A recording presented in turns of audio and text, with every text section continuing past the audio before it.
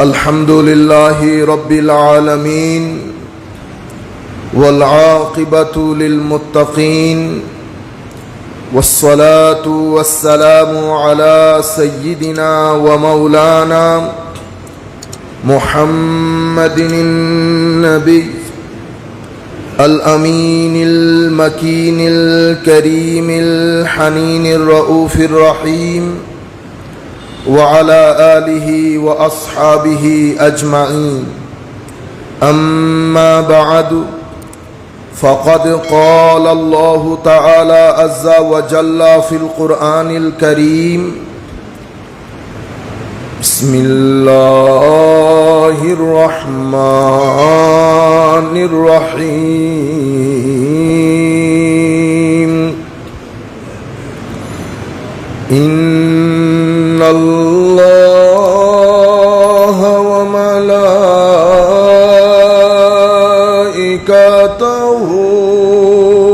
युसल्लूना Alan नबी या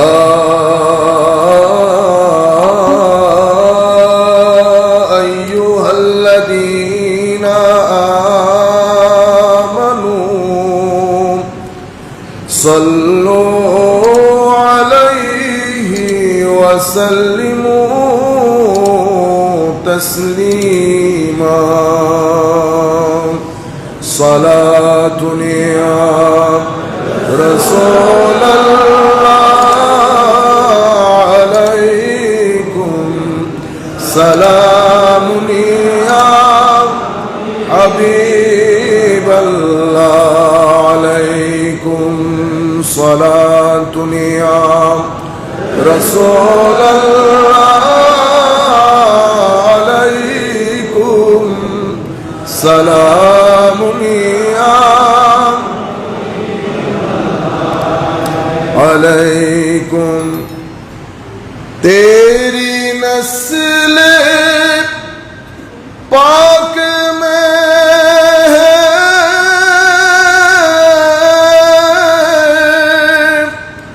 बच्चा बच्चा नूर का,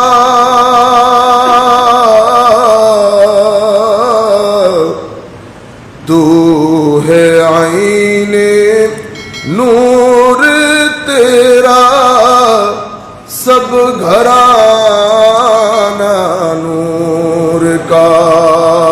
सलातुन या रसूलल्लाह अलैकुम सलामुन या हबीबल्लाह अलैकुम। हुवल हबीबुल लज़ी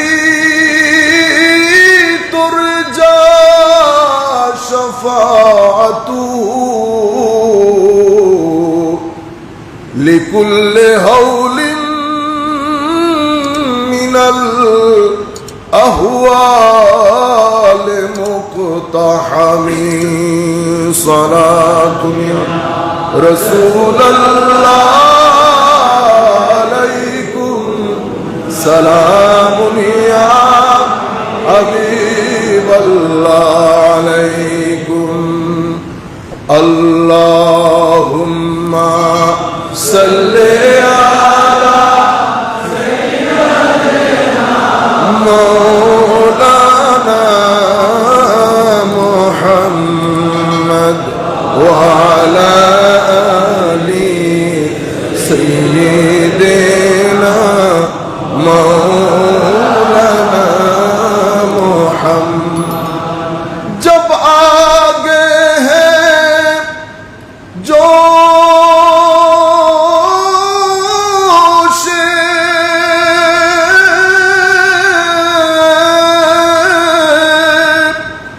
रहमत पे उनकी आंखें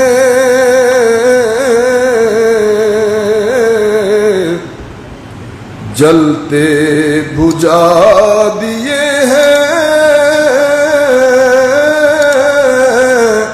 रोते हंसा दिए हैं। अल्लाहुम्मा सल्ले अला सय्यिदिना मौलाना मुहम्मद व अला आलि सय्यिदिना मौलाना मुहम्मद। बिस्मिल्लाहिर रहमानिर रहीम। अहसिब अन्नासु अन युत्रकू अन यक़ूलू आमन्ना वहुम ला युफ्तनून वलक़द फ़तन्ना अल्लज़ीना मिन क़ब्लिहिम फ़लयअलमन्ना अल्लाहु अल्लज़ीना सदक़ू वलियअलमन्ना अल-काज़िबीन। सदक़ल्लाहु मौलानल अज़ीम व सदक़ रसूलुहुन नबियुल हबीबुल करीम व नहनु अला ज़ालिका लमिनश शाहिदीन व शाकिरीन।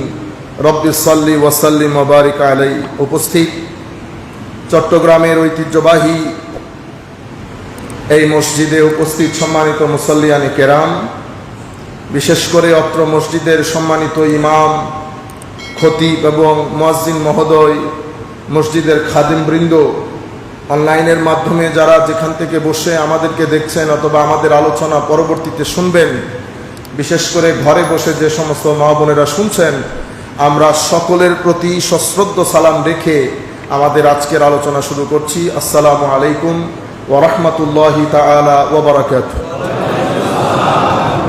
আমাদের জুমার সময় যেহেতু সংক্ষিপ্ত থাকে, আমরা এই সংক্ষিপ্ত পরিসরে আল্লাহ যদি তৌফিক দান করেন একটা নির্দিষ্ট বিষয়ের উপর চেষ্টা করব, মাওলা যতটুকুন তৌফিক দান করেন, যতটুকুন আমার নবীর নেক নজর হয়। যে বিষয়ে কথা বলবো সেটা হবে ফিতনা। ফিতনা কি? আমরা এমনিতে তো সবাই বলি, 24/7 বলি ফিতনা। আমরা ফিতনার মধ্যে, ফিতনার সময় আমরা জানার চেষ্টা করব ফিতনা জিনিসটা কি, ফিতনা কেন হয়, ফিতনার বৈশিষ্ট্য কি, ফিতনা থেকে বাঁচার উপায় কি। জিনিসটা আপনাদের জন্য হয়তো অত এনজয়েবল না, কারণ আমরা যে ধরনের বক্তব্য শুনি বা শুনতে আগ্রহ প্রকাশ করি, একটু ইমোশনাল, একটু মহব্বতে, এটা একটু ড্রাই সাবজেক্ট, কিন্তু এটা আমাদের বর্তমান সময়ের জন্য, বিশেষ করে আমাদের ইউথের জন্য বড় জরুরি।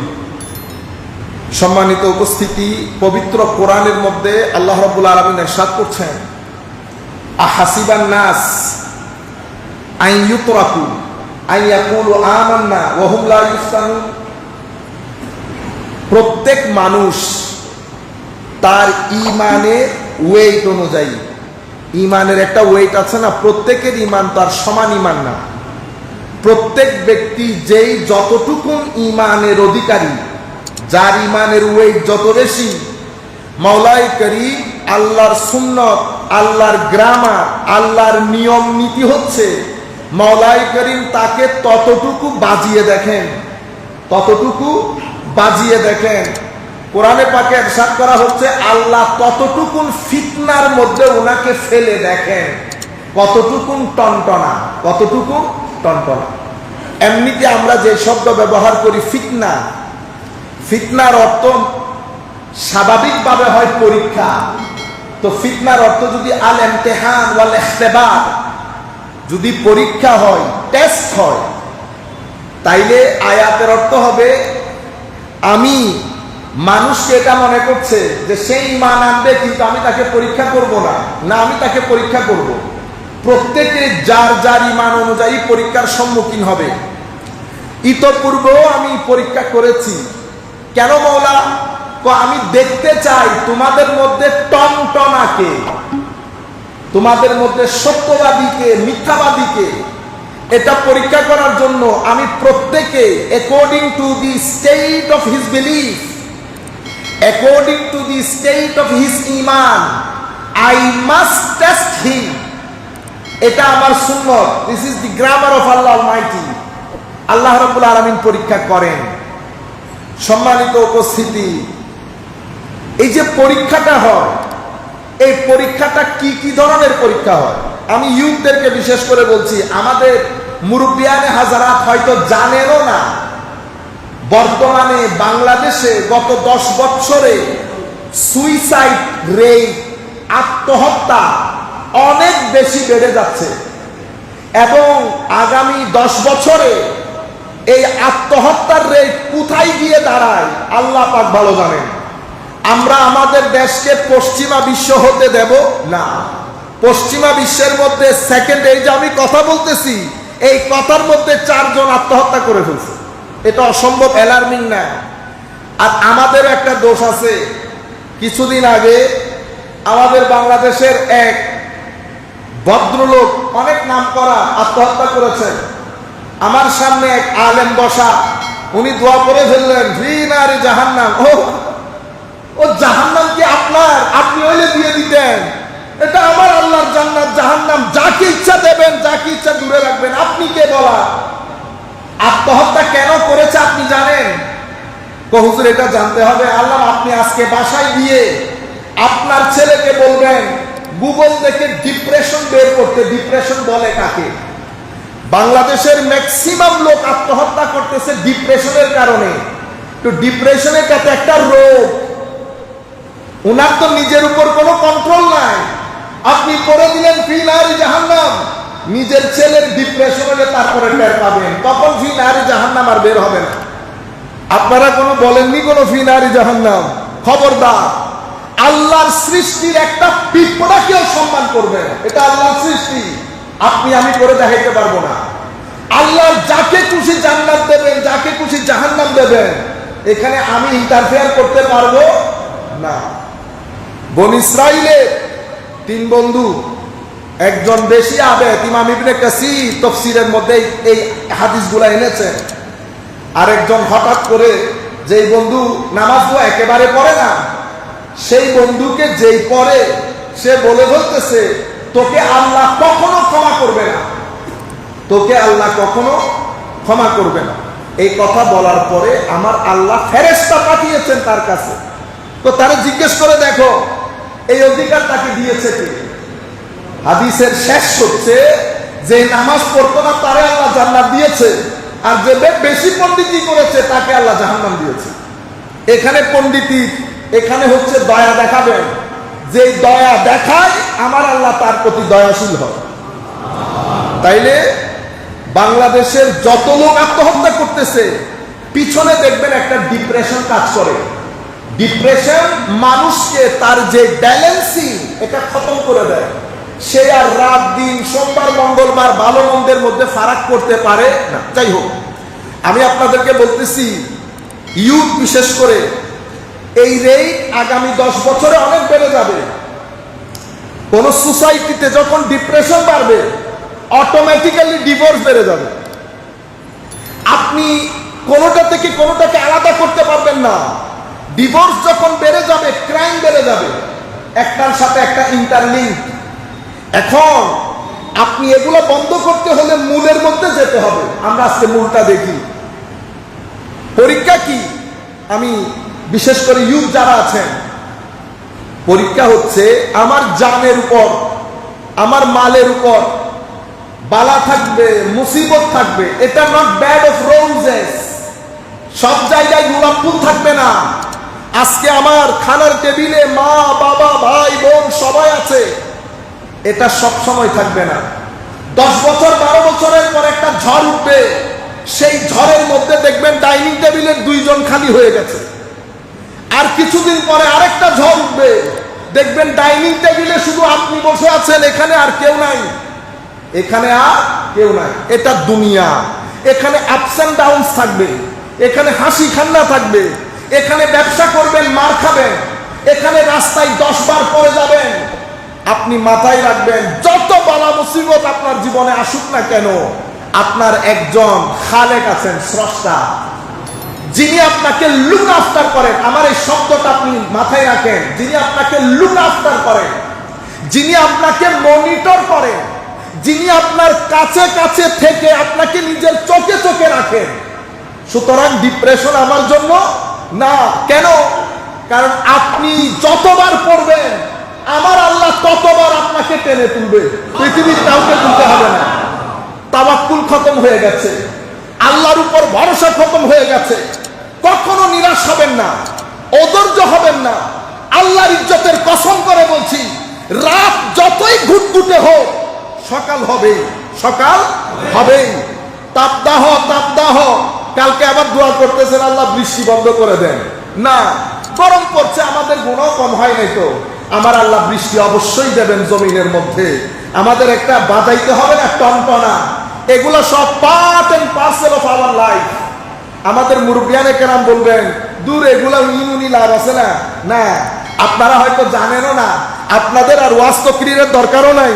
আপনারা যেই দুনিয়া দেখছেন, যেই জিন্দেগি যাপন করেছেন, আমাদের থেকে 250-300 বছর আগে জান্নাতে গিয়ে আপনারা জাবর কাটবেন, তখনও পর্যন্ত আমরা হিসাব নিকাশে থাকবো যে পৃথিবীর মধ্যে আমরা বসবাস করছি। আপনারা বুঝতে পেরেছেন? তাহলে ঘটনা কি, আমার জীবনের মধ্যে টেস্ট হবে, নাম্বার 1। নাম্বার 2, যে পয়েন্ট আপনি মাথায় রাখবেন, আমরা সহ পৃথিবীর প্রত্যেকটা সৃষ্টির পেছনে আল্লাহ একটা উদ্দেশ্য রেখেছেন। আমি আপনাদের জন্য জিনিসটা ইন্টারেস্টিং হবে, সময় যদিও অনেক কম, তবেও আমি চাই জিনিসটা আপনারা জানেন। যেই ব্যক্তি, যেই সৃষ্টিকে আল্লাহ যার উদ্দেশ্যকে মহান করেছেন, তার লাইফ স্টাইলও আল্লাহ উন্নত মানের করেছেন।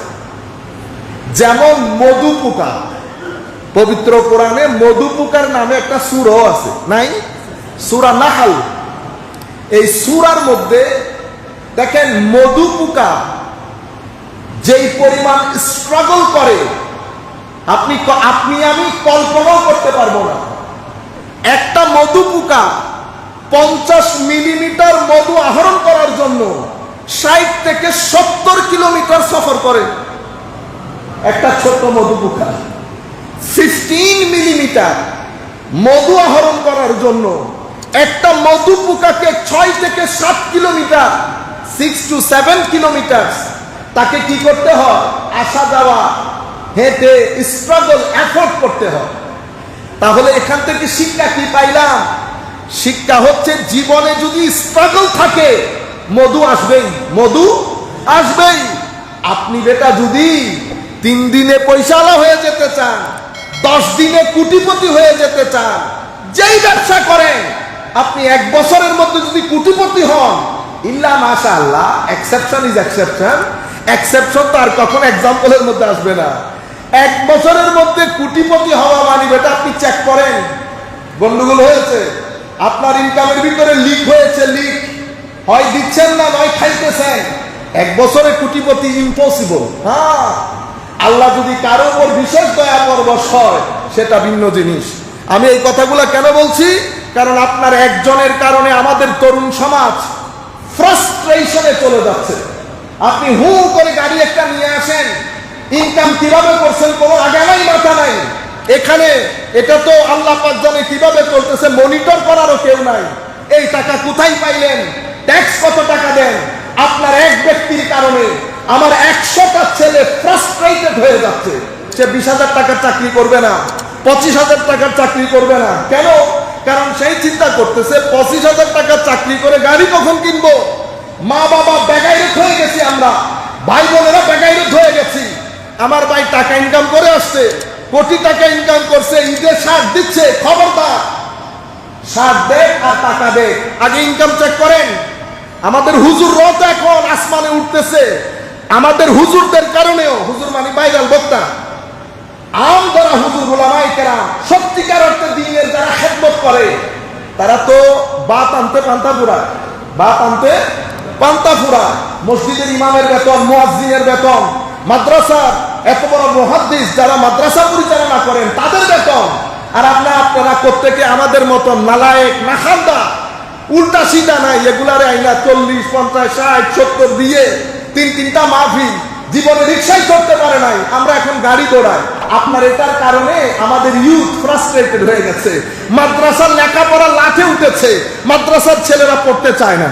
তারা রাত দিন ভিডিও দেখে, অমুক শাইখের মতো কথা বলে, কেমনে শাইখ হবে, কেমনে শাইখ হবে, তাদের এই চিন্তা।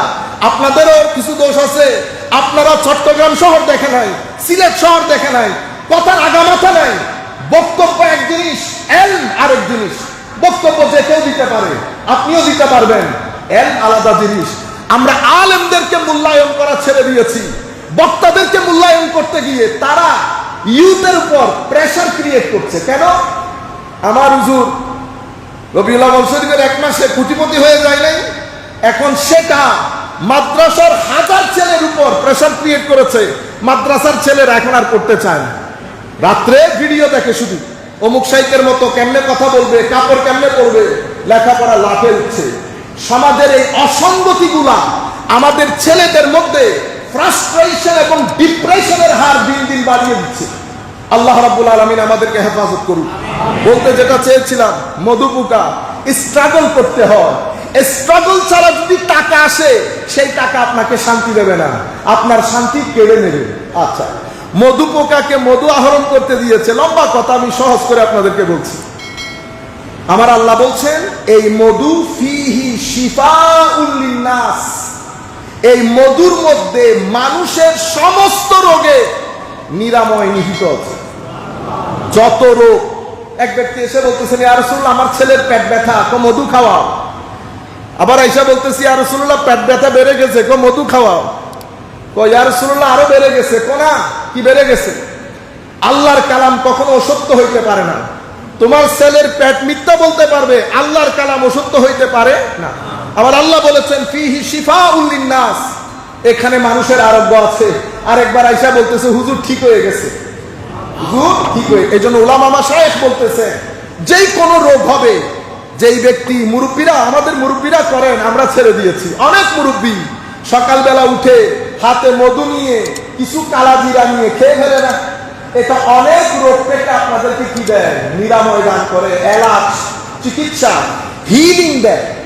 তাহলে মধুপোকার মধুর মধ্যে হিলিং আছে। সেই কারণে আমার আল্লাহ মধুপোকাকে কি বলেছে জানেন? তো মধু তুমি যেখানে সেখানে বসতে পারবা না। মাসিরে বলে নাই তুই যেখানে সেখানে বসবি না, এই কথা মাসিকে বলে নাই, কিন্তু মধুপোকাকে বলছে। মধুরে বলছে তুই যেখানে সেখানে ঘর বানাবি না। তো ঘর কোথায় বানাবো? তুই ঘর বানাইতে পারবি 3 জায়গায়, হয় পাহাড়ে, নতুবা গাছের চূড়ায়, নতুবা ছাদে, সবকিছু উপরে। কারণ তুই উপরের জিনিস, নিচে নামবি না। খাবো কি? তো কুলির মিন কুল্লিস সামারাত, অর্থাৎ পরিষ্কার পরিচ্ছন্ন পবিত্র জিনিসে মুখ লাগাবি, যেটাই সেটাই নিজের মুখ বসিয়ে দিস না। এটা আল্লাহ মধুপোকাকে বলতেছেন। তো মধুপোকার হাল যদি এটা হয়, আবার কি বলে? তো এরপরে চলাফেরার সময় তোমার যে নেভিগেশন সিস্টেম, যেখানে চলাফেরা করবা, খবরদার ভদ্রতার সাথে, ডিসিপ্লিনের সাথে। মধুপোকাকে কয়টা কমান্ডমেন্ট দিয়েছে? এখন এখানে আমাদের জন্য শিক্ষা আছে না? মধু তো মধুপোকা, আমরা কি? আমরা আশরাফুল মখলুকাত। তো আশরাফুল মখলুকাতের জন্য এবার ডাইরেকশনটা কি হবে? মধুপোকাকে বলতেছে চিন্তা উপরে রাখার জন্য, আমি চিন্তা করি কিসে? নিচে। মধুপোকাকে বলতেছে যেখানে সেখানে মুখ লাগাইস না।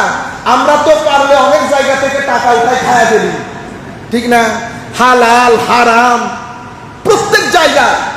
আমি রেস্টুরেন্ট ব্যবসা করি, তো আপনি বাসার মধ্যে কি এই ডিজেল টাইপের তেলগুলা খাবেন? পরোটা আপনি ভাজতে ভাজতে ভাজতে তেলকে ডিজেল বানাইছেন। এরপরে যদি আপনি কাবা শরীফে আস্তর করে লটকে থাকেন, আমার আল্লাহ কি আপনাকে রহমত করবে? আপনি মানুষ ঠকিয়ে বাংলাদেশে শুধু সব বাদ দেন, কাজের লোক আছে না? কাজের লোকের সুখ সুখ আছে না? আপনি একবার, আমি আর এ ব্যাপারে বিস্তারিত বলতেছি না, বাসায় বসে আপনি একবার চিন্তা করবেন জুলুম হচ্ছে কিনা। কারণ কাজের একটা ওয়ার্কিং আওয়ার আছে, 8 আওয়ার্স 9 আওয়ার্স। আপনারা এগুলা চিন্তা করবেন কি কি কারণে ঘরের শান্তি নষ্ট হচ্ছে। এগুলা না করে আমরা যদি এখন তাবিজ লটকাই, হুজুরকে টাকা দিয়ে দোয়া করি, কিচ্ছু হবে না। কেন? সুন্নতে ইলাহি হচ্ছে যতক্ষণ পর্যন্ত আপনি গুনাহ বন্ধ না করবেন, অথবা মানুষের উপর জুলুম হয়, এই কাজ বন্ধ না করবেন, আপনার জীবন থেকে অশান্তি যাবে না। যত গুনাহ বলতে গুনাহ 2 ধরনের হয়। একটা মানুষ সংশ্লিষ্ট গুনাহ, যেটার সাথে মানুষ জড়িত থাকে, জুলুম হচ্ছে, প্রতারণা হচ্ছে, এই গুনাহ আপনি যতক্ষণ ব্লক না করবেন এখানে স্থিরতা আসবে না। আরেকটা গুনাহ আমি নিজের উপর নিজে জুলুম করি, এটা আমার আল্লাহ ক্ষমা করে দেন, রহমানুর রহিম।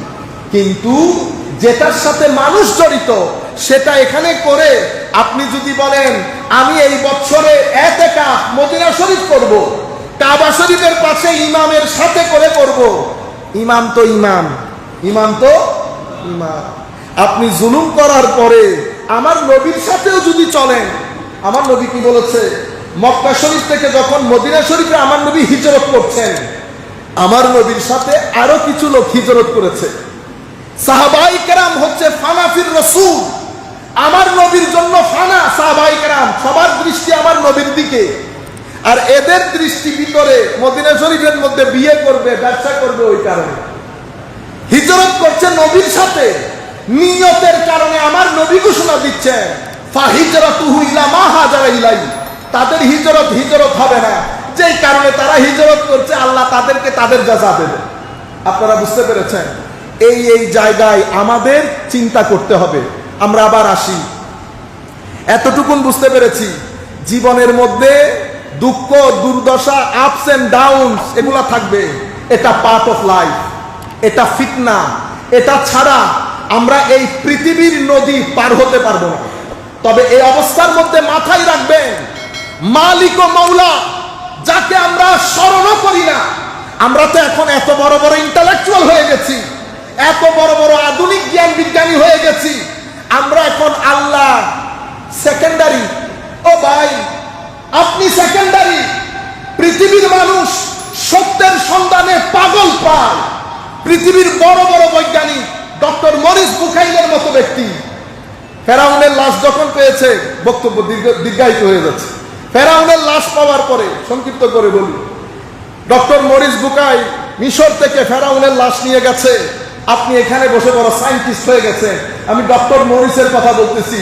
One of the most renowned scientist in his time till today. Doctor Maurice বুখাইলকে সেই পরিমাণ সম্মান দেওয়া হয়। উনি মিশরে নিয়ে গেছেন ফেরাউনের লাশ, পরীক্ষা নিরীক্ষা করে বুঝতে পেরেছেন এই ব্যক্তি মারা গেছে সমুদ্রের ঢেউয়ে প্রচন্ড আঘাতে এই ব্যক্তির মৃত্যু হয়েছে। এটা গবেষণা, এটা উনার গবেষণা। এরপরে উনি বুঝতে পেরেছেন যেহেতু মিশরের কোন ফেরাউন পানিতে ডুবে মরে নাই, শুধু মুসা আলাইহিস সালামের ফেরাউন পানিতে ডুবে মরেছে। উনি যেহেতু খ্রিস্টান ধর্মের লোক, বাইবেল চেক করে দেখছে, বাইবেল দেখে ওনার মাথা খারাপ হয়ে গেছে। বাইবেল বলতেছে ফেরাউন এবং ফেরাউনের সঙ্গী সাথী সবাই ডুবে মরে গেছে, বিনাশ হয়ে গেছে, ডেস্ট্রয় হয়ে গেছে। এখন উনি বলতেছেন সায়েন্সের সাথে তো বিজ্ঞান মিলতেছে না। সায়েন্স, আমার গবেষণা বলতেছে এটাই মুসা আলাইহিস সালামের ফেরাউন, কিন্তু ধর্ম বলতেছে ফেরাউন ডুবে বিনাশ হয়ে গেছে, পাতা পাগল হয়ে গেছে না। এই কথা উনি সৌদি আরবের রিয়াদে তৎকালীন একটা কনফারেন্সের মধ্যে আর্টিকেল পেপারগুলো পড়তেছেন।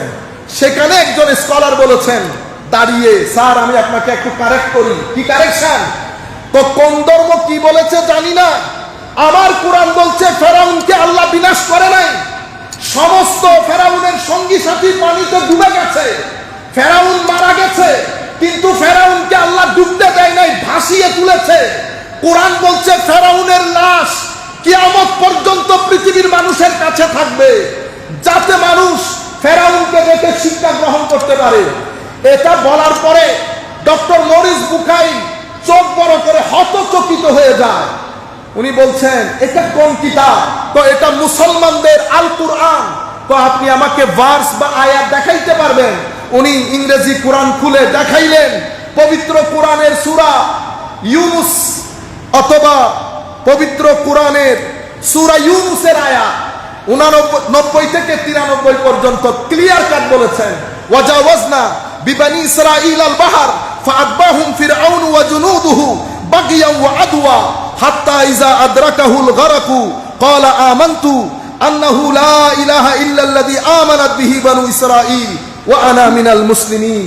এই আয়াতের মধ্যে একটার পর একটা আয়াতের মধ্যে আল্লাহ বলছে ফেরাউন তার সঙ্গী সাথী মুসা আলাইহিস সালামের পিছন লেগেছে, সবাই পানিতে ডুবে গেছে। ফেরাউন চেয়েছে ঈমান আনয়ন করতে, আমি বলছি এখন আর ঈমান আনতে হবে না। তখন আল্লাহ তৃতীয় আয়াতের মধ্যে বলছেন আলিয়াউমা ফালিয়াউমা নুনাজ্জিকা বিবাদানিকা লিতাকুনা লিমান খালফাকা আয়া। আজকে আমি তোমার শরীরকে সংরক্ষণ করলাম যেন পরবর্তীতে আগত মানুষের জন্য তুমি শিক্ষা হও।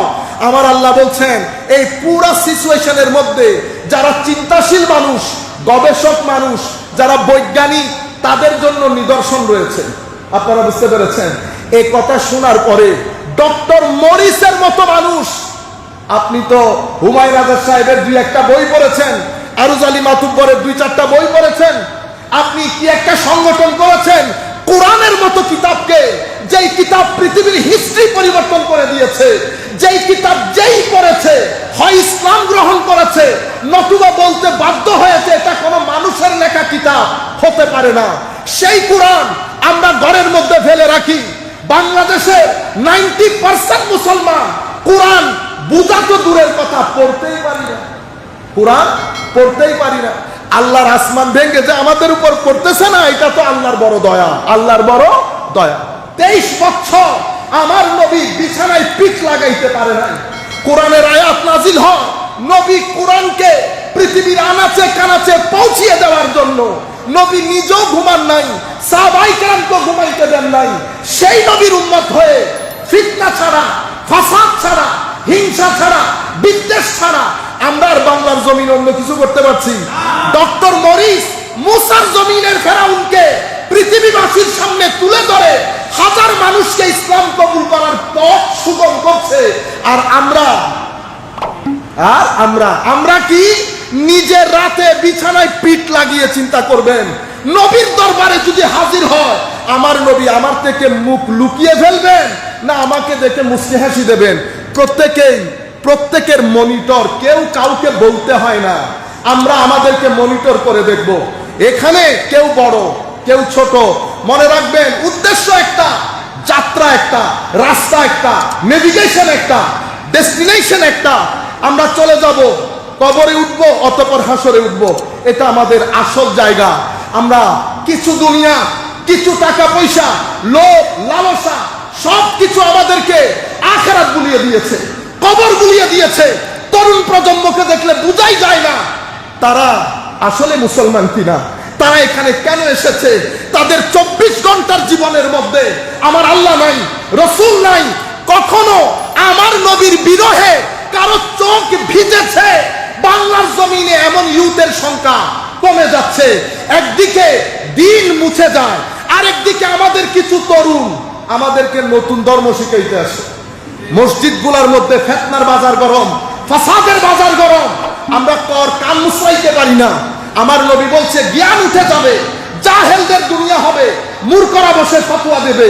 সেই জমানা আসে নাই? এই সমস্ত গুলো আমাদের জন্য একটা ফিতনার কারণ হয়েছে। আমরা একজন সুন্নত পালন করি, করে কি মনে করি উবে যাবে ঠিক ন, মানে এক বাপ ইবে মরি গেলে সুজা যান না, তুইবে মরি গেলে হরদে বুঝে হদিব দিন তো সুন্নত আছে না। চোখ বন্ধ করার পর দেখা যাবে আল্লাহর কোর্টের মধ্যে কে দামি আর কে দামি না। ডক্টর আল্লামা ইকবাল, আমি আল্লামা বলতেছি না, এখন প্রত্যেকে বলে না, হাশমি সাহেব হুজুর বলেন নাই ডক্টর আল্লামা, দাড়ি ছিল, কিন্তু প্রত্যেকেই বলছেন আল্লামা। কেন? কারণ হাইট ওই ধরনের ছিল। আমরা মুসলমানরা, আমি শুধু আপনাদেরকে গবেষণাগুলোর কথা বলছি। আমাদের এখানে কিছু লোক ফিতনাগুলা কিভাবে হচ্ছে দেখেন। এখানে ম্যাটেরিয়াল ফিলোসফি, বিজ্ঞান, দুনিয়াদারি, সেকুলারাইজেশন সবকিছু মিলে আমাদের ছেলেদের ভিতরে আল্লাহর প্রতি বিশ্বাস, আল্লাহ ওই পুরা বিষয়টা আস্তে আস্তে মুছে দিয়ে লা ইলাহা ইল্লাল্লাহর উপর তাকে ফিতনার মধ্যে ফেলে দিয়েছে। সে চেষ্টা করে ফেরত আসছে, কিন্তু তার ভিতরে হয় আদৌ কোনো দরকার আছে? আচ্ছা থাকলো, কিন্তু পুরা জীবনের মধ্যে লা ইলাহা ইল্লাল্লাহর কোনো প্রভাব তার ভিতরে নাই। এটা হচ্ছে আধুনিক দুনিয়া আমাদেরকে ফিতনার মধ্যে ফেলেছে। এরপরে মুহাম্মদুর রাসূলুল্লাহ সাল্লাল্লাহু আলাইহি ওয়াসাল্লাম, মুহাম্মদুর রাসূলুল্লাহ এই ফিতনার মধ্যে আমাদের মুসলমানদের মধ্যে নবী অমুক, নবীর মা বাবা এরকম, নবী এত উপরের না একটু নিচে। ও কেউ বলতেছে কিয়ামতের দিন নবীও জানে না নবীর কি হবে, ওর তেই বড় লোকটাই জানে। বুঝতে পেরেছেন? ছেলেরা ইউটিউব, ফেসবুক, মেসেঞ্জার যখনই দেখে কথা এগুলাই আসে, আল্লাহর হাত আছে, পা আছে, আল্লাহ এরকম, নবী এরকম, ওলি বলে কোনো কিছু নাই, পারলে মাজার ভেঙে দিতাম। আপনারা বুঝতে পেরেছেন? আমাদের ছেলেরা এখন কি বলে, কোনটা বিশ্বাস করব? আপনারা বুঝতে পেরেছেন? এটা আকীদার ফিতনা, এটা আকীদার। আমি পরীক্ষার মধ্যে পড়ে গেছি। এর পরবর্তীতে আমলের ফিতনা।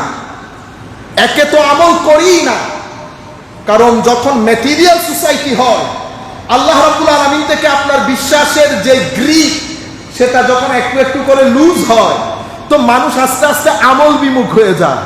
তোর মধ্যে আবার আমলের মধ্যে এসে আমাদের কিছু ভাই মসজিদের কোণার মধ্যে বসে আমিন জোরে বলবো, হাত এমনি তুলবো, এটা বেদাত, এটা শিরক, তারাবি পড়বো না, শবে বরাত নাই, অমুক সমুক বলি না। ফিতনা হয়ে গেল না? এখন ছেলে আসতেছে মসজিদের মধ্যে, বন্ধুর সাথে দেখা, মানে বেগাইরতির একটা সীমা থাকে। বেগাইরতির হাসিনী সাহেব হুজুরের মতো ব্যক্তি শবে বরাত পালন করতে পারলো, আপনি বেটা 2 টাকা পুঁটি মাছ, আমাদের মতো লোক। আপনি চিন্তা করে দেখেন তো, আমার নবী বলছে জ্ঞান উঠে যাবে, ফিতনার আমাদের জন্য জ্ঞান উঠে যাবে। তো জ্ঞান কেমনে উঠবে? খুব বড় বড় আলেম দুনিয়া থেকে চলে যাবে, জ্ঞানও উঠে যাবে। পরে কি হবে? কম মূর্খের হাতে ধর্ম চলে যাবে, যেভাবে গেছে এখন। তো মূর্খ সে না জেনে ফতোয়াবাজি করবে। ঠিক আমার নবী মনে হয় যেন বর্তমান পৃথিবীকে আমাদের সামনে স্কেচ করে পাঠাচ্ছে যে মূর্খ না জেনে ফতোয়া দেবে। আপনারা বুঝতে পেরেছেন? এটা আমাদেরকে ফিতনার মধ্যে ফেলে দেবে। ছেলে আসতেছে শবে বরাতে, কার কোন সময় কোন তাকরীরের মাধ্যমে হেদায়েত নসিব হয় আমি তো জানি না। বন্ধু বলতেছে যাইস না, গেলে শিরক বেদাত হয়ে যাবে, বড় গুনাহ হয়ে যাবে। মসজিদে আইসা শবে বরাত করলে বড় গুনাহ হয়ে যাবে। ইন্না লিল্লাহি ওয়া ইন্না। মানুষের কিছু গায়রত থাকে, কিছু হায়া, লজ্জা, লাজ, শরম থাকে, আমাদের এতটুকু পর্যন্ত চলে গেছে। এই জিনিসগুলো আমাদেরকে ফিতনার আবরণের মধ্যে ফেলে দিচ্ছে। আমি কথা সংক্ষিপ্ত করছি। আখলাক, চরিত্র, অশ্লীলতা, আর্ট, কালচার, নাটক, সিনেমা, নিচে নামতে নামতে আর নিচে নামার জায়গা নাই। আমরা নামাজ দোয়া পড়ি, কিন্তু ফেসবুক, টুইটার এই সমস্ত জিনিস অন করে সাথে সাথে আমার ইমানের নূর যেটা আমরা ইনকাম করি সেটাকে ড্যামেজ করে যাচ্ছে। সেটা আমাদেরকে ফিতনার মধ্যে ফেলে দিচ্ছে, আকীদার মধ্যে, আমলের মধ্যে, আখলাকের মধ্যে। এরপরে রয়েছে পারিবারিক ফিতনা। প্রত্যেকের ঘরের মধ্যে আগুন আছে না? আগুন কেউ কাউকে মানে না, কারণ এখন তো সম অধিকারের জমানা। আপনিও শিক্ষিত, আমিও শিক্ষিত, আমি কি কম? এই বিষয়গুলো আমাদের ঘরকে আগুনে পরিণত করেছে। মা হোক, বাবা হোক, যিনি যেখান থেকে বসে শুনছেন, বিনয়ের সাথে অনুরোধ করব জিনিসটা বুঝবেন। নতুবা কি হবে জানেন? আগামী 10 বছর যদি এখানে কিছু ভুল হয়, আপনারা আমাকে এসে ধরবেন আমি ভুল কথা বলে গেছি। আগামী 10 বছরে আমাদের ছেলেরা যাদের 10-12 বছর, তারা যখন 18-22 বছরের হবে, আপনি তাকে বিয়ে করতে বললে সে বিয়ে আর করবে না। কেন? কারণ আমি আমার মা বাবাকে যে বিয়ে স্বামী স্ত্রী হিসেবে দেখেছি, ওই জিন্দেগি আমার কোনো দরকার নাই। বিয়ে প্রথা যখন এক্সাক্ট আমরা ইউরোপকে ফলো করতেছি, কিছু টিভি নাটক, কিছু জিনিসপত্র, আমার ইনকাম কত আমার স্ত্রী বুঝবে না। কিছুদিন আগে আমার এক বন্ধু বলতেছেন এত টাকা দিয়ে ফ্ল্যাট। আমি বলতেছি ঢাকা শহরে তুই এত টাকা দিয়ে কেন ফ্ল্যাট কিনবি? খাবি কোত্থেকে? বাংলাদেশের চিকিৎসা অনেক এক্সপেন্সিভ। কাউকে যদি মেডিকেলে ভর্তি করাইতে হয় তুই তো ভিক্ষা করতে হবে। তো করলে করবো কেন? তোর দরকার হইলে ফ্ল্যাট কামড়ে কামড়ে খাবো। আপনারা কি হয়েছে বুঝতে পেরেছেন? মানি আমার বোনের ওনার কেউ একজন ফ্ল্যাট কিনেছে, উনিও বলেছে ফ্ল্যাট আমাকেও কিনতে হবে। এটা জাহান্নামের রাস্তা সুগম করতেছে। আপনারা এই কাজগুলা করে ঘরের মধ্যে শান্তি বিনষ্ট করে দিয়েছে। নাই দিন যতই স্মার্ট হন কোনো লাভ নাই। আমার নবীর দিন বাদে, নামাজ বাদে, তিলাওয়াতে কোরআন বাদে, জিক্রে ইলাহি বাদ দিয়ে আপনি আল্লাহর দরদির মধ্যে শান্তিতে জীবন যাপন করবেন, মহালাস, এটা অসম্ভব। যতই স্মার্ট হন, যারা আপনাদের সমাজে পারফেকশনিস্ট হিসেবে পরিচিত, এক ব্যক্তি পারিবারিকভাবে শৃঙ্খলাপূর্ণ জীবন যাপন করে না, আমরা তাদেরকে আমাদের সমাজের মডেল বানিয়ে দিয়েছি। সম্মানিত উপস্থিতি, এই জায়গাগুলো থেকে আমাদেরকে যদি ফেরত না আসি, মা বোনেরা আমরা মিলে পরিবারের মধ্যে যদি শান্তি প্রতিষ্ঠা করতে আমরা ব্যর্থ হই, আগামী 10 থেকে 15 বছরের মধ্যে বাংলাদেশের ছেলেরা মেয়েরা ইউরোপ কান্ট্রির মতো আর বিয়ে করতে চাইবে না। বিয়ে করব শান্তির জন্য। বিয়ে যদি আগুনের গোলা হয়, ছেলে যদি ঘরে ফিরতে না চায়, আর মেয়ে যদি হাজবেন্ড ফেরত আসবে এই ভয়ে দিন যাপন করে, এই জীবনের কোনো দরকার আছে? আমাদের 10-15 বছর পিছনে চলে গেলে, হায় হায় কি অবিডিয়েন্স স্বামী স্ত্রীর মধ্যে, সেটা 15 বছরের মধ্যে মাথা খেয়েছে। এটা আমাদের ফিতনার কারণ হয়েছে। সামাজিকভাবে ডিপ্রেশন আমাদের মহামারী হয়ে যাচ্ছে। ছেলেরা আরা ফুটবল খেলা খায়, প্রত্যেকদিন মাইরও খায়, গরত মাইর, পরিবারত এলাকার বাইরে গিয়ে জেডাই নদূরে বা সুকে লই ইউথ তুনি স্কুলে তাই সিদি সার হলে মাইলে তো উস করে, উজুর হলে মাইলে উস করে না, ইবারে দে দরাত মারে দে। এতগুলো মাইর খাওয়ার পরেও আমাদের জীবনে আমরা কখনো বলি নাই বোরিং লাগতেছে। প্রত্যেকটা ছেলের মুখে 10 থেকে 15 বছরের ছেলে বলে বোরিং লাগতেছে। এটা খতরনাক। বোরিং লাগতেছে মানে আপনি আত্মহত্যার প্রথম স্টেজের মধ্যে আছেন, এটার শেষ স্টেজ হচ্ছে আত্মহত্যা। আমাদের মুরব্বীদেরকে জিজ্ঞেস করেন দেখি ডিপ্রেশন কি ওনারা জানেন কিনা, কিন্তু আমাদের প্রত্যেকটা ছেলে ডিপ্রেস। অর্থনৈতিকভাবে চতুর্দিকে সুদমুখী, ঘুষমুখী, সব কিছু মিলে আমাদেরকে ফিতনার সমুদ্রের মধ্যে ফেলে দিয়েছে। আমার নবী সাল্লাল্লাহু আলাইহি ওয়াসাল্লাম হাদিসে পাকের মধ্যে ইরশাদ করেছেন, আমি এখন 4-5 মিনিটের মধ্যে যেহেতু শেষ করতে হবে, আমার নবী ফিতনার বৈশিষ্ট্য বর্ণনা করেছেন। ফিতনাগুলা কিরকম হবে? এগুলা রাতের অন্ধকার যেমন দিনের আলোকে আবৃত করে ফেলে। অন্ধকার কেমন হয়?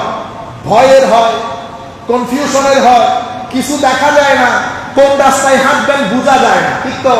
আমার নবী বলছেন ফিতনার চাদরে তোমরা এভাবে আবৃত হয়ে যাবে, কোনটা সত্য কোনটা মিথ্যা ফারাক করতে পারবে না। সত্য রাস্তায় যেতে গিয়ে অন্ধকারের মধ্যে কি দেখা যায়? পুকুরে পড়ে গেছে। যেতে চেয়েছে সৎ রাস্তায়, আপনারা করতেছেন না সৎ রাস্তা, ভালো রাস্তা, কিন্তু এই ভালো রাস্তায় যেতে গিয়ে মসজিদে মারামারি হচ্ছে, তার মানে পুকুরে পড়ে গেছেন, নালা নর্দমায় পড়ে গেছেন। আমার নবী সাল্লাল্লাহু আলাইহি ওয়াসাল্লাম ইরশাদ করছেন ফিতনার চাদরে এভাবে আবৃত হয়ে যাবে যেভাবে রাতের অন্ধকার দিনের আলোকে আবৃত করে ঘুটঘুটে অন্ধকার করে দেয়। সেই অন্ধকারের মধ্যে রাস্তা কোনটা মানুষ ভুলে যায়, নালা নর্দমার রাস্তার মধ্যে ফারাক করতে পারে না, রাস্তায় চলতে গিয়ে নালা নর্দমায় পড়ে যায়। আমার নবী বলছেন সেই অবস্থায় সকালের মুমিন বিকাল হতে হতে কাফের হয়ে যাবে। আপনি যখন শবে বরাতে আসা ব্যক্তিকে বলছেন মসজিদে যারা ঢুকেছে সবাই কাফের, আপনি কাফের হয়ে গেছেন না? সেই কারণে কাফের যেই ব্যক্তি ফতোয়া দেবে মাহফিলের মধ্যে, তাদের পেছনে নামাজ পড়া বন্ধ করে দেবেন। কাফের যেই ব্যক্তি বলা অভ্যস্ত, সেই ব্যক্তি কোনোভাবে সেফ না, আমার ইমাম হওয়ার যোগ্য না। কেন? কারণ সে যতগুলা ব্যক্তিকে কাফের বলতেছে, সে জানে কাফের কিনা। আরেক আলেম তার সামনে বলতেছে মুমিনে হক, এই ইমাম বলতেছে কাফের, এই মৌলবী বলতেছে কাফের। এখন কাফের তো যে কোনো একজন হবে, হয় যাকে বলেছেন সেই নতুবা আপনি। সুতরাং কাফের বলা, অতিরিক্ত কাফের ফতোয়া দেওয়া ইমামের পেছনে, আলেমের পেছনে নামাজ না পড়া নিরাপদ। আপনারা বুঝতে পেরেছেন? সকালের মুমিন বিকালে কাফের হবে, বিকালের মুমিন সকালে কাফের হবে। আমার নবী বলছেন 4-5 টাকার জন্য ধর্ম বিক্রি করে দেবে, যদিও দিন হবে আরাদিন মিনাদ দুনিয়া, 5 টাকার জন্য ধর্ম বিক্রি করে দেবে। আমরা এখন বাইরের টাকা, বাইরের পয়সা, হুজুর কি হুজুর ইউসিবিএল বা এই ধরনের ব্যাংকের ডাইরেক্টর, শরিয়া বোর্ডের পরিচালক, ও শরীয়তের কান মুছরাইতে পারেন না, ফেকার ফর্ম মুছরাইতে পারেন না, আপনি হয়ে গেলেন এলিট ক্লাস। কি ক্লাস? Elite class. বাইরের পয়সা, ভিতরের পয়সা। আমাদের এখানে যারা ব্যবসা বাণিজ্য করে সবাই তো চায় দুবাইয়ের সাথে একটু ব্যবসা হোক, আমিরাতের সাথে একটু ব্যবসা হোক। তো শাইখদের সাথে এখানকার শাইখের সাথে হট কানেকশন। আপনি ব্যবসা করতে গেছেন, ইয়াবিউদিনাহু বিআরাদিন মিনাদ দুনিয়া, 3 দিন আগে সুফি সেজেছে, 3 দিন পরে তাসাউফ বাদ দিয়ে দিয়েছে। বাংলাদেশে যারাই তাসাউফের বিরুদ্ধে কথা বলে, সেটা যেই কোনো মাসলাকের আলেম হোক, দেখবেন হয় তার বাবা সুফি, নয় তার মা সুফি, নতুবা তার পূর্বপুরুষ সুফি, সেই পরবর্তীতে এসে নতুন ইসলাম প্রচার করছে, সেটা যেই গণনারই হোক না কেন। প্রত্যেকের পিছনে আল্লাহর ওলি জড়িত, প্রত্যেকের পেছনে আল্লাহর ওলি জড়িত। বাংলাদেশের একজন বড় টাকাওয়ালা, ওনার বাবা প্রফেসর আব্দুল খালেক রহমতুল্লাহ আলাইহি, যাকে ব্রাহ্মণবাড়িয়ার জমিনের কুতুব বলা হয়, যার সংস্পর্শে এসে শত শত লোক আল্লাহর ওলি হয়েছেন, এমন বড় আজিম আল্লাহর ওলি প্রফেসর আব্দুল খালেক রহমতুল্লাহ আলাইহি, ওনার দরবারে ইনার বাবা সহ 4 জন ছিলেন। আপনারা ছিলেন, আমি নাম বলবো না। বাংলাদেশের মানে one of the most renowned businessman. আমি এই যারা আপনারা এই ভিডিও টিভি এগুলা বানান, এগুলো আবার কাট করে আপনার ভিডিওর মধ্যে দেবেন। আপনারা কিছু জায়গার মধ্যে রেসপন্সিবল হবেন। শুধু ভিউ বাড়ানোর দরকার নাই, এটা দ্বীনি জিম্মাদারি। শুধু পকেট চিন্তা করবেন না, কাজ করবেন, পকেটের চিন্তা আল্লাহর দরবারে ছেড়ে দেবেন। পকেট কখনো খালি যায় না। সম্মানিত উপস্থিতি, তো উনি আল্লাহর ওলি বলতেছেন, দেখি তোমরা কিছু একটা চাও। খেদমত করতে করতে হুজুর খুশি হয়ে বলছেন, আর এই ব্যক্তির বাবা বলেছে, হুজুর দোয়া করেন আমার জন্য বেশি টাকা পয়সা হয়। হুজুর যিনি যেটা চেয়েছেন দোয়া করে দিয়েছেন আল্লাহর দরবারে। আল্লাহর ওলিদের দোয়া বৃথা যায় না। তো যিনি টাকা চেয়েছেন, ওনার ছেলে বর্তমানে one of the most renowned businessman, যার দুয়াতে টাকাওয়ালা। উনি এখন আইসা আমাদেরকে আরেক ধর্ম শিখায়। কি শিখায়? ধর্ম আরেকটা, সুফিয়াই কেরাম অমুক সমুক কিছু মানে না উনি। আমি এই জন্য বলছি, সমস্ত ঘরানার লোক প্রত্যেকের পেছনে আল্লাহর ওলি জড়িত আছে, আল্লাহর ওলি জড়িত আছে। সম্মানিত উপস্থিতি, আমার নবী বলেছেন কিছু টাকার জন্য দিন বিক্রি করে দেবে। দ্বিতীয় হচ্ছে আমার নবী বলেছেন ফিতনা কিরকম হবে। 120 কিলোমিটার ব্যাগে যখন বাতাস চলে সবকিছু ড্যামেজ হয়ে যায় না, তো ফিতনা এত কঠিন হবে, মানুষের ঈমান আমল আখলাকের জমি ড্যামেজ হয়ে যাবে। আমার নবী ইরশাদ করেছেন, তৃতীয় যে জিনিস বলেছেন, তো ফিতনা 2019 তো 2019-এর ফিতনা এত কঠিন, মানুষ হাই হাই করবে, মানুষ মনে করবে এর চেয়ে বড় ফিতনার হবে না। তো 2020-এ যে ফিতনা আসবে, 19-এর ফিতনাকে মানুষ পানি মনে করবে। ইউরাক্তিকু বাদুহা বাদা, একটার চেয়ে একটা বড় হবে, একটার চেয়ে একটা বড় হবে। আমার নবী সাল্লাল্লাহু আলাইহি ওয়াসাল্লাম এই ফিতনাগুলা বলা পরে, এখন ফিতনা হয় কেন, আপনি ফিতনার মধ্যে পড়তেছেন কেন? প্রথম বিষয় মূর্খতা। আমাদের বাপদাদা যারা ছিলেন, তারা মসজিদের মধ্যে শিক্ষা গ্রহণ করেছেন, কোরআন শরীফ পড়তে পারেন, সরাসরিও জানেন, উলামায়ে কেরামের মজলিসে আসা যাওয়া, মসজিদের ইমাম খতিব যারা থাকতেন সময়ের বুজুর্গ ব্যক্তি ছিলেন। সেই থেকে আমাদের তরুণ প্রজন্ম বঞ্চিত, তারা সরাসরিও বুঝে না। দিনদার তাদেরকে যখন বলে হুজুরের কথার দরকার কি, হাদিস শরীফ আছে তো, এখন সে তো আর অত কিছু বুঝে না। সে তো এটা বুঝতেছে না যে মেডিকেল কলেজের বই নিয়ে ঘরে পড়লে ডাক্তার হওয়া যায় না, অ্যারোনটিক্যাল ইঞ্জিনিয়ারিং এর বই ঘরে পড়লে অ্যারোনটিক্যাল ইঞ্জিনিয়ার হওয়া যায় না। এতটুকুন বুদ্ধি বিবেচনা তার ভিতরে নাই। সে তো শান্তি চাচ্ছে, সেই শর্টকাট ওয়েতে ব্যস্ত ঢুকে যায়। তার এখানে 12 রাকাতের দরকার নাই, তো 12 রাকাত জোরের নামাজও আল্লাহ মাফি দিয়ে দেবে। ও ভাই, এগুলো বাজেগুলো মৌলবীদের করা, 4 রাকাত পড়লে হয়, তার জন্য সুইটেবল হয়েছে না। ওয়াও, 4 রাকাত। যদি আপনি বলেন জোহর পড়তে হয় না, মাঝে মধ্যে পড়লে হয়, সে আরো খুশি হবে, সে আরো খুশি হবে। তারাবির মধ্যে 20 রাকাত বা মাফি দেবে কোন না, এগুলো মৌলবীদের বানানো। 8 রাকাত পড়লে হবে, ভালো লাগছে না এখন? তো 8 রাকাত ইন্না কয়না কুল হুয়াল্লাহ দিয়ে পড়লে বেশিতে 5 মিনিট। এরপরে আরেক দল আইসা বলতেছে আসলে তারাবি নাই, সে বলতেছে নাই বললে আরো ভালো, এসব নামাজ পড়ে ঘরে চলে যাবে। আপনারা বুঝতেছেন?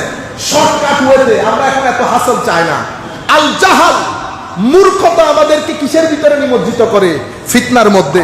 এর পরবর্তীতে দ্বিতীয় বড় জিনিস যেটা হাওয়া, নাফস। আমাদের ভিতর জগৎ পচে গেছে। আমাদের মুরব্বীদের জমানায় মা বাবা সবাই ভালো মানুষ ছিল, একজন একটু নরম হলেও আরেকজনের সুহবতে এসে কি হয়ে গেছে, আগুন আরো বেশি করে গেছে।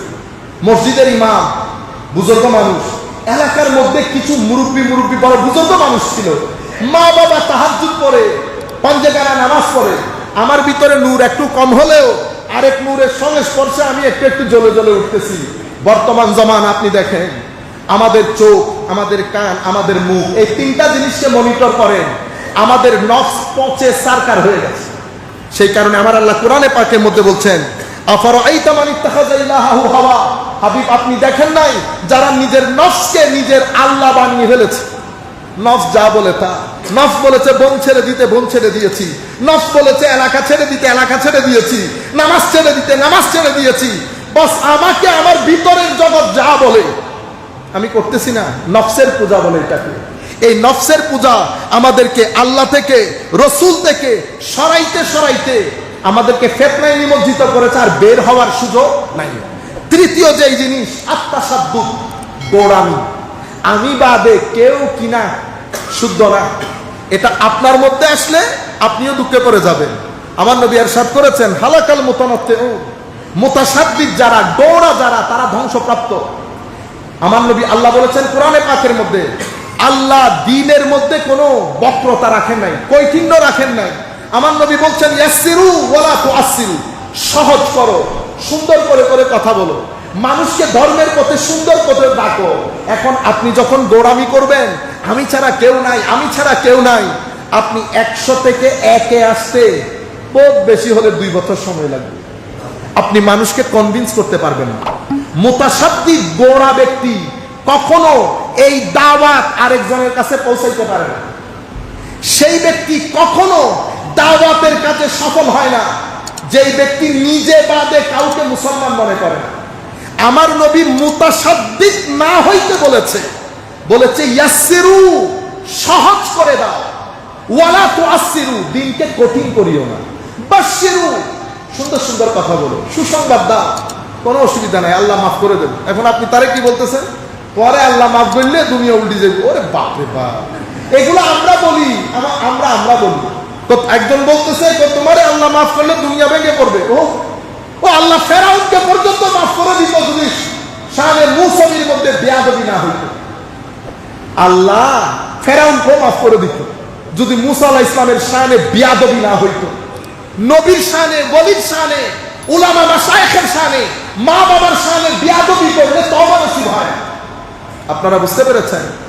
এই বিষয়গুলোর কারণে আমাদের এখান থেকে এই 3টা জিনিস পাইলেন। চতুর্থ জিনিস, বহির্বিশ্বের শত্রু যারা অনেক টাকা পয়সা খরচ করে আমাদের তরুণ প্রজন্মকে দ্বীন ইসলাম থেকে দূরে রাখার জন্য।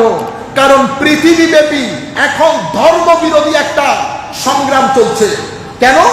পৃথিবী চায় পৃথিবীর কোন অঞ্চলে যেন ধর্ম না থাকে, থাকলেও মানুষের ঘরে ঘরে থাকে। এটা পৃথিবীর বর্তমান মিশন, পৃথিবীর ভিশন, পৃথিবীর মুভমেন্ট। কিন্তু পৃথিবীর সমস্ত ইউথ তাদের স্ব ধর্ম ছেড়ে দিয়েছে। কিছু ধর্ম শুধু সিনেমার মধ্যে বেঁচে আছে, কিছু ধর্ম তাদের টেম্পলের ভিতরে ঢুকে গেছে। শুধুমাত্র ইসলাম, শুধুমাত্র মুসলমান ইউথ ধর্মমুখী, নামাজমুখী মসজিদের মধ্যে তরুণ প্রজন্ম আসে, সেটা বাংলাদেশে হোক, আমেরিকা হোক, ইংল্যান্ড হোক, এটা কিন্তু পৃথিবী সহ্য করছে না। পৃথিবী টাকা খরচ করছে, পৃথিবী তার মতো করে। এই যে মসজিদের মধ্যে ফিতনা ফাসাদ গুলা দেখেন, আমিন জোরে বলা নিয়ে, হাত তোলা নিয়ে, এগুলা বেশিরভাগ ক্ষেত্রে বহির্বিশ্বের শত্রুতা, বহির্বিশ্বের টাকা পয়সা। নতুবা আমি একটা প্রতিষ্ঠান দাঁড় করাইতে পারি না, আপনি 1 মাসের মধ্যে 10 প্রতিষ্ঠান দাঁড় করাই দেন, আমার জানতে ইচ্ছে করবে না টাকা আপনাকে কে দিয়েছে, কেন দিয়েছে? আল্লাহ আমাদের হামি ও নাসের হোক। বক্তব্য একেবারে শেষের দিকে, আমি 2 মিনিটের মধ্যে শেষ করে দিচ্ছি। আমি শুধু বাঁচার উপায়টা 1 মিনিটের মধ্যে। সম্মানিত উপস্থিতি, আমি বাঁচবো কি করে?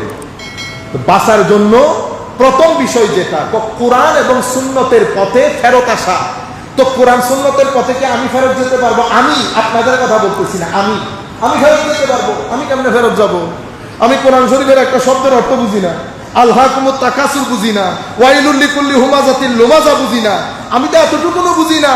সূরা ফাতিহা তো কোরআন শরীফের প্রথম নাজিলকৃত সূরা না, এটা আবার কোরআনের প্রথমে এসে গেল কেন?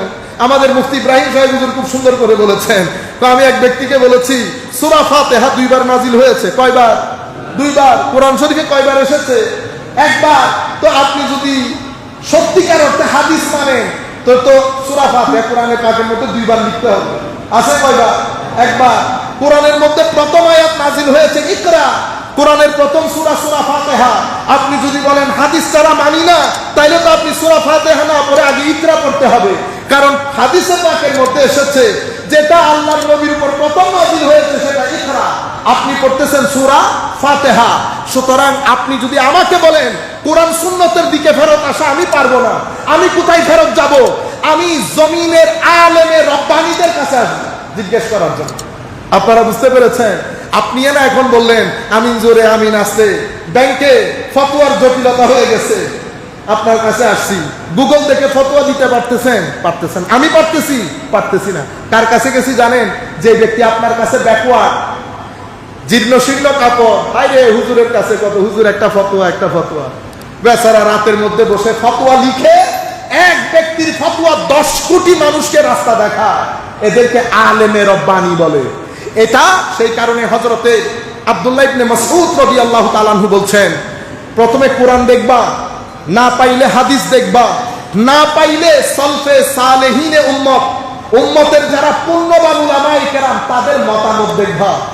এখন জাতিকে বোঝানো হয়েছে মৌলবীর মতামতের দরকার নাই, সরাসরি কোরআন সুন্নাহ। আপনারা বুঝতে পেরেছেন? সেটা আপনাদেরকে পথভ্রষ্ট করবে। কি করবে? পথভ্রষ্ট করবে। সম্মানিত উপস্থিতি, আখেরি যেটা আপনাকে ফিতনা থেকে বাঁচাবে সেটা কি? সেটা হচ্ছে তাকওয়া, পরহেজগারি। মানি আমার আল্লাহ পছন্দ করেন এমন কাজ যদি আপনি করেন, অপছন্দ থেকে বেঁচে থাকেন, ভিতরে আল্লাহ একটা টর্চ লাইট দিবেন। সে টর্চ লাইটের মাধ্যমে আপনি ভালো কোনটা, মন্দ কোনটা, সত্য কোনটা, অসত্য কোনটা আপনি বের করতে পারবেন। আল্লাহ রাব্বুল আলামিন আমাদের হামি ও নাসির হোক। মওলাই করিম আমাদেরকে কবুল করুক। তরুণদের প্রতি বিশেষ অনুরোধ, আল্লাহর ওয়াস্তে আপনারা পাঞ্জে গানা নামাজ, আমি কবর হাসরের জন্য বলতেছি না, সেটা আল্লাহ দেখবে। আপনি দুনিয়ার মধ্যে যদি শান্তি চান, স্থিরতা চান, টেনশন মুক্ত জীবন চান, আপনি ধর্মবাদে মা বাবাও কান দিয়ে শুনেন, আপনি শুধু পেটের ক্ষুধা নিবারণ করলে হবে না, চোখের ক্ষুধা নিবারণ করতে হবে, মনের ক্ষুধা নিবারণ করতে হবে, নিবারণের ব্যবস্থা করতে হবে, ব্রেইনের ক্ষুধা নিবারণ করতে হবে। ব্রেইন দিয়ে যদি চিন্তা না করেন, ব্রেইন ড্যামেজ হবে। ব্রেইন, আপনি গবেষণার কাজ ব্রেইন করতে পারবে না। চোখ দিয়ে সবুজ দেখবেন, মা বাবা দেখবেন, দুনিয়ার সৌন্দর্য দেখবেন, মাজারাত দেখবেন, চোখের নূর জ্যোতি বের হবে। আপনি যদি চোখকে এই খাদ্য না দেন, আস্তে আস্তে চোখের জ্যোতি কমে যাবে। আপনি যদি সিনার ভিতরে নূর না দেন, মনের খাদ্য না দেন, মনের খাদ্য কোথায়? 2 জায়গায়, আল্লাহর ইবাদত, স্রষ্টার ইবাদত, সৃষ্টির সেবা। এই 2টার মাধ্যমে মনের খাদ্য নিবারণ করতে হয়।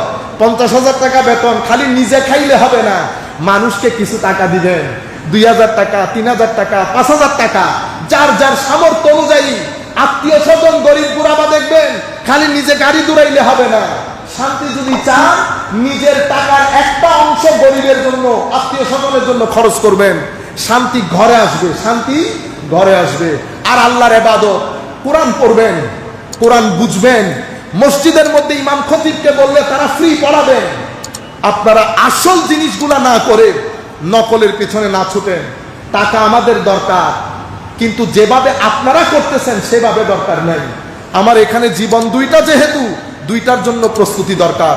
আল্লাহ রাব্বুল আলামিন আমাদের হামি ও নাসির হোক। মওলাই করিম আমাদেরকে কবুল করুক। আমি আজকে সময় 10 মিনিট বেশি নিয়ে ফেলেছি, ক্ষমা চাইতেছি আপনাদের কাছে, কারণ এই পরিবেশটা আর পাওয়া যায় না। আগামী জুমা তকবীরে থাকলে না। কিছুদিন আগে আমাদের এক পরিচিত, আমাদের ক্লাসমেট টাইপের মারা গেছে। এই 2-3 মাস আগে, আমি রাতে ঘুমাইতে পারি না। 2-3 মাস আগে খতন আইন করিব, হয়তো বা আইন করিব হইলে আইন জানা 12টা বাজে, খতনে 12টা বাজে হইলে 12টা বাজে, আমি বইতে মনে হলে 2-3 মাস আগের হতা হইল। ই বিয়া ফরু মারা গেল। বুঝতে পেরেছেন? হায়াত মতো কোনো গালি না। আল্লাহর দরবারে বলি, আল্লাহ যেন আমাদেরকে ক্ষমা করে দেন, আল্লাহ যেন আমাদেরকে দুনিয়াতে ইজ্জত দান করেন, কবরে হাসরে আপনার প্যারা রাসূলের সাহারা দান করেন। আমাদের যারা মুরব্বিয়ানে হাজারাত আছে, তাদের ছায়া যেন আমাদের মাথার উপর দীর্ঘদিন পর্যন্ত থাকেন। জমিনের মধ্যে মুরব্বী কেরামের কারণে আল্লাহর রহমত নাজিল হয়, জমিনের মধ্যে হাইওয়ানের কারণে আল্লাহর রহমত নাজিল হয়, জমিনের মধ্যে বাচ্চাদের কারণে আল্লাহর রহমত নাজিল হয়। সেই কারণে আমার নবী বলেছেন, মুরব্বীদেরকে সম্মান করবি, ছোটদেরকে আদর করবি। যারা মুরব্বীদেরকে সম্মান করে না, ছোটদেরকে আদর করে না, তারা আমার উম্মত না, তারা আমার উম্মত না। আল্লাহ রাব্বুল আলামিন আমাদেরকে বুঝার তৌফিক দান করুক। আমা আলাইনা ইল্লাল বালাগুল মুবিন। আসসালামু আলাইকুম ওয়া রাহমাতুল্লাহি তাআলা ওয়া বারাকাতুহু।